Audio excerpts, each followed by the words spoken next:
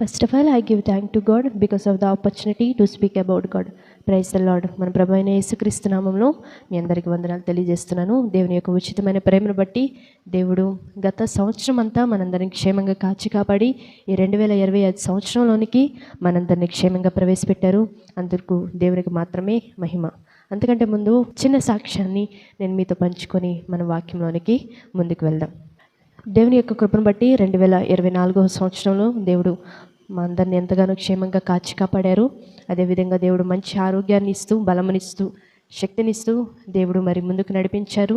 మరి మా యొక్క ప్రయాణాల్లో కానీ, మరి చదువులో కానీ, అదేవిధంగా మా యొక్క పరిచర్యల్లో కానీ దేవుడు మాకు మంచి ఆరోగ్యాన్ని ఇస్తూ ఆయన యొక్క సేవలో ముందుకు నడిపిస్తూ ఉన్నారు. మరి చివరి నెలలోకి వచ్చేసరికి నేను ప్రభువా ప్రార్థన చేసుకున్నాను. తండ్రి, నెక్స్ట్ ఇయర్ నా యొక్క జీవితం పట్ల నీ యొక్క ప్రణాళిక ఏ విధంగా ఉందయ్యా? మరి నా ప్లాన్స్ ద్వారా నేను ముందుకు అడుగు వేస్తే నేను బ్రేక్ పడే అవకాశం చాలా ఉంటుంది. నీ యొక్క ప్లాన్స్ నా యొక్క జీవితం పట్ల ఏ విధంగా ఉంది ప్రభువా అని నేను ప్రార్థన చేసుకుంటున్నప్పుడు దేవుడు నాకు ఇచ్చిన వాగ్దానం ఏంటంటే, నీవు నడవలసిన మార్గము నేను నీకు బోధిస్తాను అనే వాక్యంతో దేవుడు నాతో మాట్లాడారు. దేవుని యొక్క కృపను బట్టి దేవుడు 2025 సంవత్సరానికి నడిపించి ఈ యొక్క సంవత్సరానికి మనందరికీ దయా కిరీటంగా ఇచ్చి మరి దేవుడు ముందుకు నడిపిస్తున్నారు. ఈ 2025 ఇయర్ చూడని వారు కూడా చాలామంది ఉన్నారు. కానీ ఈ యొక్క అవకాశాన్ని దేవుడు మనందరికి ఇచ్చారంటే దేవుని యొక్క కృప. కాబట్టి ఈ యొక్క 2025 సంవత్సరంలో దేవుడు మంచి ఆరోగ్యము, బలము, శక్తినిచ్చి ఆయన సేవలో వాడుకోవాలని మీ అందరూ ప్రార్థన చేయాలని ప్రభు పేరిట మనవి చేస్తున్నాం. చిన్న ప్రార్థన చేసుకొని మన వాక్యంలోనికి ముందుకు వెళ్దాం. మహాపరిశుద్ధుడైన తండ్రి, ప్రేమ కలిగిన మా యేసు ప్రభువా, తండ్రి నీ ఘనమైన శ్రేష్టమైన నామానికి వందనాలు, స్తోత్రం చెల్లించుకుంటున్నాను.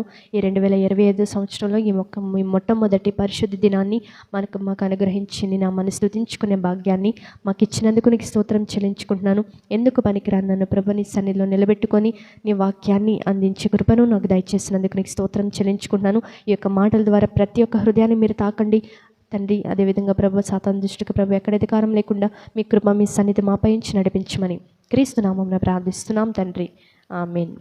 ఈరోజు మన వాక్యం యొక్క టైటిల్ ఏంటంటే, వంకర మార్గములన్నీ తిన్నగా మారును, వంకర మార్గములన్నీ తిన్నని వగును అనే వాక్యాన్ని ఈరోజు మనం ధ్యానించుకోబోతున్నాం. వంకర మార్గములన్నీ తిన్నగా మారాలంటే మనం ఏం చేయాలి?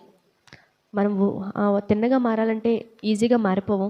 దానికి కొంచెం మనం ఏం చేయాలంటే దానికి సంబంధించినవి కూడా మనము చేయాల్సి ఉంటుంది. కాబట్టి తిన్నగా మారాలంటే మనం ఏం చేయాలో ఈరోజు వాక్యాన్ని మనం ధ్యానించుకుందాం. గత సంవత్సరంలో మనం కోరుకున్నవన్నీ జరిగినాయా అని ఒకసారి ఆలోచన చేస్తే కొన్ని జరుగుంటాయి, కొన్ని జరగకుండా అలాగే ఉండుంటాయి. కాబట్టి ఈ సంవత్సరమైనా జరుగుతాయా అని ఒక క్వశ్చన్ మార్క్ లాగా మన యొక్క జీవితంలో ఉండి ఉంటుంది.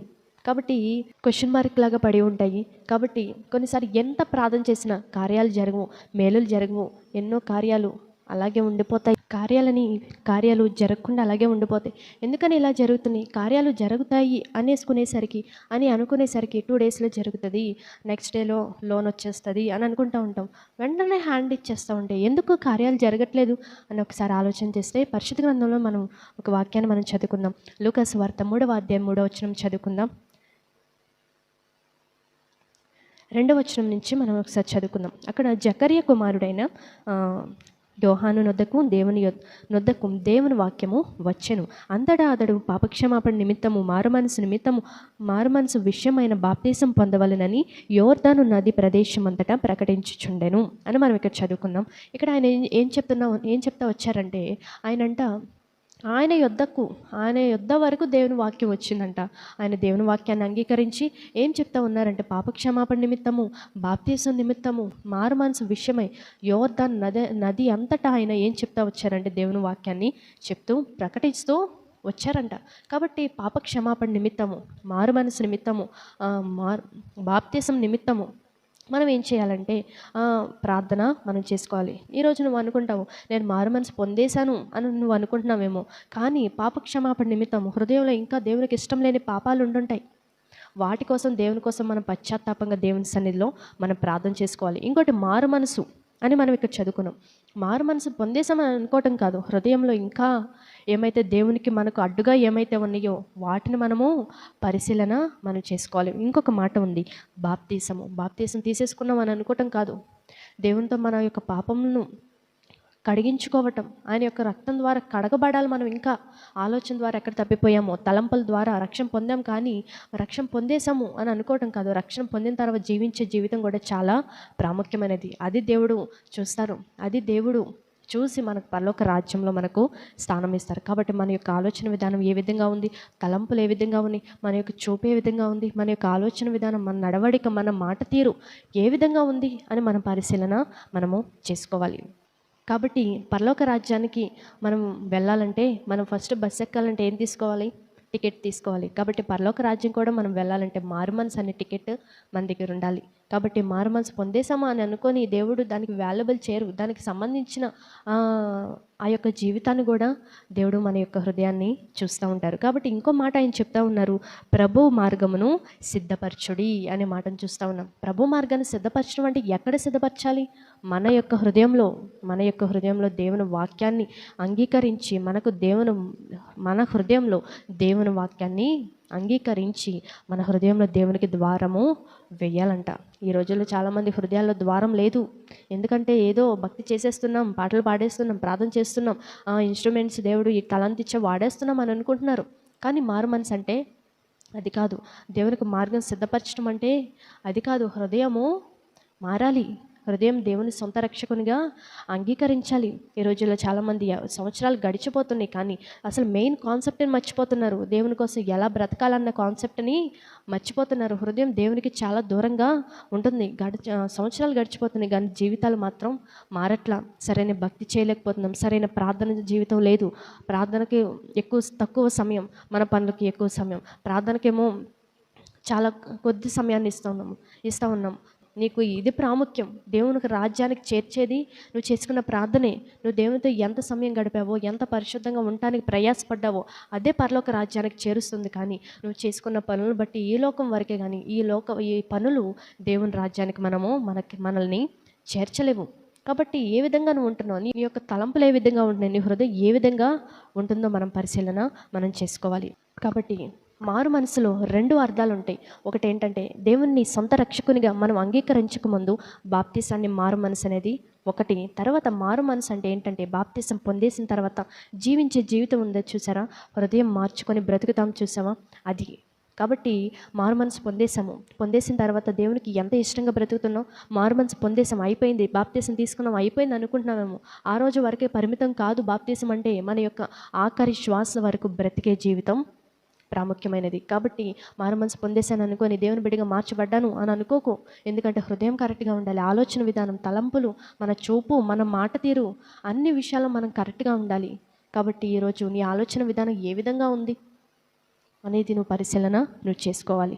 ఈ రోజున నువ్వు అనుకుంటున్నావేమో, పాటలు పాడుతున్నాం, దేవుని బిడ్డగా మార్చబడ్డాను అని అనుకుంటున్నామేమో. వాక్యం చదువుతున్నాం, దేవుని బిడ్డగా అయిపోయాను అనుకుంటున్నామేమో. అలాగే ఇన్స్ట్రుమెంట్స్ ప్లే చేస్తున్నాను, దేవుని బిడ్డగా మార్చబడిపోయాను, దేవుని బిడ్డగా అయిపోయాను అని అనుకుంటున్నామేమో. ఇట్స్ నాట్ కరెక్ట్ అది. ఎందుకంటే మనం దేవుని సొంత రక్షకునిగా అంగీకరించి మారు మనసు పొంది మన హృదయంలో దేవునికి స్థానం ఇచ్చి, దేవునికి ఇష్టం లేనివి వదులుకొని మనం చేస్తున్న భక్తి చూసారా, దేవుని కోసం చేస్తున్న పరిచర్య ఉంది చూసారా, అప్పుడు నువ్వు చేసే భక్తికి కానీ నువ్వు దేవునికి స్థానం ఇచ్చావు చూసావా హృదయంలో, ఆ రోజు నువ్వు దేవుని బిడ్డగా మార్చబడతావు. కాబట్టి పాటలు పాడేసినంత మాత్రం దేవుని బిడ్డగా మార్చబడినట్లు కాదు, మారు మనసు పొందినంత మాత్రం దేవుని బిడ్డగా మార్చబడినట్లు కాదు. ఏం మారాలంటే మన హృదయము మారాలి. నువ్వు ఇంకా ఏ పని చేసినా దేవుని హృదయంలో దేవునికి స్థానం ఇచ్చాక దేవునికి ఇష్టం లేనివి నువ్వు వదిలేసుకొని నువ్వు ఏ పాట పాడినా, ఏ ఇన్స్ట్రుమెంట్ ప్లే చేసినా, ఏ వాక్యం చదివినా, ఏ పరిచర్య చేసినా అప్పుడు వాటన్నిటికీ దేవుడు ప్రతిఫలము ఇస్తూ ఉంటారు. కాబట్టి పాట పాడినంత మాత్రాన, వాక్యం చదివినంత మాత్రాన, ఇన్స్ట్రుమెంట్స్ ప్లే చేసినంత మాత్రాన మనం దేవుని బిడ్డలము అయిపోము. ఎందుకంటే హృదయం దేవునికి దగ్గరగా ఉండాలి. దేవునితో ఎప్పుడు మంచి సాంగత్యం మనం కలిగి ఉండాలి. నువ్వు దేవుని పరిచర్య చేస్తున్నాను, దేవుని వాక్యం చెప్పేస్తున్నాను అని అనుకోవటం కాదు. నీతో దేవునితో ఒంటరిగా నువ్వు ఏకాంతంగా దేవునితో ఎంత సమయము గడిపావు, ఎంత దేవునితో మాట్లాడావు, ఎంత సమయం దేవునితో వెచ్చించావు, అది ప్రాముఖ్యమైనది. ఎందుకు ఈ మాటలు చెప్తున్నానంటే, నేను చిన్నప్పటి నుంచి డ్రమ్స్ ప్లే చేస్తూ అలాగే పాటలు పాడుతూ ఉండేదాన్ని అండి. అయితే అలాంటి సమయంలో నేను అనుకునేదాన్ని, పాటలు పాడుతున్నాను కదా దేవుని బిడ్డగా మారిపోయినట్లే, డ్రమ్స్ ప్లే చేస్తున్నాను కదా నేను కూడా దేవుని బిడ్డగా మారిపోయినట్లే అని అనుకునేదాన్ని. కానీ ఒకరోజు ఏమైందంటే అలా జీవితం గడుస్తూ వస్తున్న సమయంలో ఏమైందంటే కొంతమంది యవనస్తులు అక్క వాళ్ళు ప్రార్థన చేసుకుంటూ ఉన్నారు. వారు రక్షణ పొందడానికి కూర్చొని ప్రార్థన చేసుకుంటూ ఉన్నారు. అలాంటి సమయంలో ఏమైందంటే ఒక సిస్టరు చాలా కన్నీటితో ప్రార్థన చేస్తుంది. ప్రభువా, బాప్తిజం పొందటానికి నాకు ఈ అవకాశం ఇచ్చావు. చాలామంది ఇంకా యవనస్తులు ఈ యొక్క సరైన మార్గాన్ని తెలుసుకొని వారు ఉన్నారు. వారికి కూడా అవకాశం దయచే ప్రభువా, నువ్వు త్వరలో రాబోతున్నావు. కానీ డేట్ మనకు చెప్పలేదు కదా దేవుడు, ఎప్పుడు వస్తానని. దొంగ వల్ల నేను రాబోతున్నాను అని చెప్పారు. కాబట్టి ఎప్పుడు వస్తావో మాకు తెలియదయ్యా. ఈ యొక్క అవకాశం ప్రతి ఒక్కరికి ఈ యొక్క అవకాశాన్ని ప్రతి ఒక్కరు సద్వినియోగం చేసుకునేటట్లు అని ప్రార్థన చేస్తుంది ఆ సిస్టర్. అప్పుడు నా యొక్క ఆ చిన్న మాట నా యొక్క హృదయాన్ని తాకి నాలో దిగులు, భయము స్టార్ట్ అయింది. నేను మారు మనసు పొందలేదు కదా, వీరు దేవుని పరిచర్య చేస్తున్నారు, ఈ రోజు ఏం చేస్తున్నారంటే మారు మనసు పొందడానికి వచ్చున్నారు. నేను దేవుని పరిచర్య చేస్తున్నాను, డ్రమ్స్ ప్లే చేస్తున్నాను, పాటలు పాడుతున్నాను అని దేవుని బిడ్డగా నేను ఉండిపోయాను, ఆ దేవుని బిడ్డగా మార్చబడ్డాను అనుకున్నాను. కానీ మారు మనసు పొందటం కూడా చాలా ప్రాముఖ్యమైనదని నేను ఆ రోజు తెలుసుకొని వెంటనే నేను మమ్మీ వాళ్ళకి చెప్పి మారు మనసు పొందటానికి నేను కూర్చున్నానండి. కాబట్టి మనం ఎంత పరిచర్య చేసాము అన్నది ఎంత ప్రాముఖ్యమో, దేవునికి మన హృదయంలో ఎంత స్థానం ఇచ్చాము అన్నది కూడా అంతే ప్రాముఖ్యమైనది. హృదయంలో దేవునికి స్థానం లేకుండా ఎంత పరిచర్య చేసినా నో వాల్యుబుల్, దానికి వాల్యూ ఉండదు. కాబట్టి దేవునికి ఎంత ఇచ్చామన్నది కాదు, దేవునిలో మన యొక్క హృదయం ఎంత స్థిరంగా ఉంచుకున్నామన్నది ప్రాముఖ్యం. గత సంవత్సరంలో నువ్వు మనుషుల మెప్పు కోసం నువ్వు బ్రతికి ఉంటావు.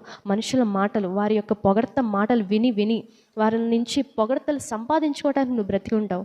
కానీ నిన్ను ప్రేమించేవారు నిన్ను చూసి ఆనందపడాలని నువ్వు అలా దేవునికి దూరంగా ఉండి నువ్వు జీవించావేమో. కానీ నిన్ను ప్రేమించేవారు క్రొత్తలో ఏమంటారంటే యు ఆర్ మైన్ అంటారు. నువ్వు నా దానివి, యు ఆర్ మైన్ అంటారు. కొన్ని దినాలకి ఏమంటారంటే యు ఆర్ నాట్ మైన్ అంటారు.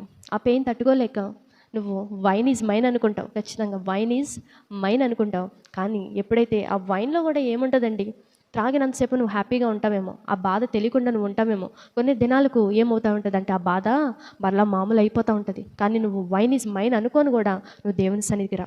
చిన్న హోప్ పెట్టుకొనైనా ఆ బాధ పోతుందేమోనని దేవుని మీద ఎంత విశ్వాసం ఉన్నా, దేవుని మీద ఎంత భయం ఉన్నా నువ్వు దేవుని సన్నిధికి రా. ఒక పాట ద్వారా, ఒక వాక్యం ద్వారా, ఒక మాట ద్వారా, ఒక వాక్యం ద్వారా దేవుడు నిన్ను, ఒక మాట ద్వారా కానీ పాట ద్వారా కానీ దేవుడు నిన్ను హృదయాన్ని తాకి, ఏదో ఒక వాక్యం ద్వారా దేవుడు నిన్ను తాకుతాడు ఖచ్చితంగా. అప్పుడు నువ్వు తెలుసుకుంటావు ఆ బాధ అంతా పోయిన తర్వాత వైన్ ఈజ్ నాట్ మైన్ అనుకుంటావు. వైన్లో కూడా శక్తి లేదు, దేవుల్లో నిజమైన శక్తి ఉందని నువ్వు తప్పకుండా గ్రహిస్తావు. కాబట్టి ఎప్పుడైతే నువ్వు తెలుసుకుంటావో ఆ రోజు నుంచి దేవుడు నీ యొక్క జీవితాన్ని దేవుడు షైన్గా మారుస్తాడు. కాబట్టి ఈ సంవత్సరం వంకర మార్గాలని తిన్నగా మారాలంటే మనం పాపక్షమాపణ నిమిత్తము, మారు మనసు నిమిత్తం, బాప్తిసం నిమిత్తము మనం ప్రార్థన చేసుకోవాలి. కాబట్టి ఇంతకాలము మనుషుల మెప్పు కోసం నువ్వు బ్రతికి ఉంటావు, వంకర మార్గాలు తిన్నగా మారకుండా జీవితాన్ని అలా గడిపేసి ఉంటావు. ఈ సంవత్సరం దేవుడు నీ యొక్క కరకు మార్గంలని, వంకర మార్గంలని దేవుడు తిన్నగా మార్చాలంటే నువ్వు మారు మనసు పొందాలి, హృదయంలో దేవునికి స్థానం ఇవ్వాలి. ఇచ్చిన రోజు దేవుడు నీ యొక్క మార్గంలని దేవుడు సరళము చేస్తారు.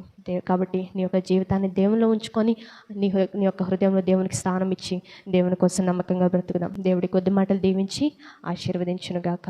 ఆమేన్.